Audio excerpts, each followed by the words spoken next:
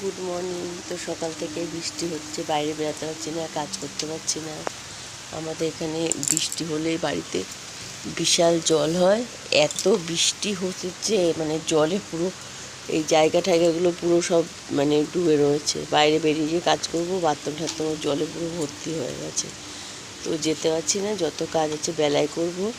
আর কালকে তো রান্না বান্না করিনি, মাসির বাড়ি থেকে যেহেতু খেয়ে এসেছি, বাসন টাসন মাজার কোনো ঝামেলা নেই। এই যে মাছের তরকারি বসিয়েছিলাম, এই যে মাছ করছি। কালকে মাসির বাড়িতে গেছিলাম, মাসির ভাজা মাছগুলো দিয়ে দিয়েছিল, বললো মেখে নিয়ে দিই। তাই এখন মাছের তরকারিটা করছি। আর বাড়িতে আছে ভোলা মাছ, ভোলা মাছের তরকারি করবো। আর হচ্ছে ছেঁচি শাক বাটা করবো। এই যে ভোলা মাছ এটা পরে করবো, ভিজিয়ে রেখেছি। আমি তোমার দাদা কালি করে দিয়ে দিই।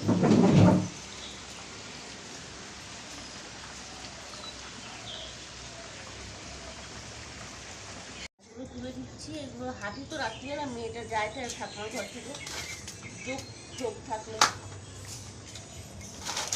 কাদায় পুরো ঘুরে গেছে।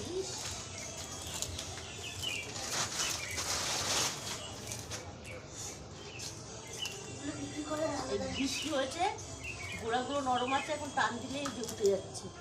হাঁটা চলার রাস্তাটা শুধু পরিষ্কার করছি। পুরো বাড়িতে আমার পক্ষে সম্ভব না, ওর জন্য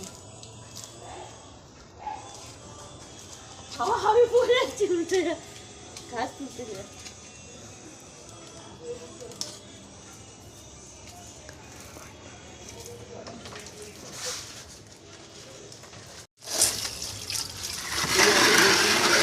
এতগুলো বাসন মাজবো, জল তুলবো, তারপরে ঘর দুয়ার সব মুছবো। সব বের করছি, সকালে কিছু করিনি, এখন বের করছি, সকালে সব কাজগুলো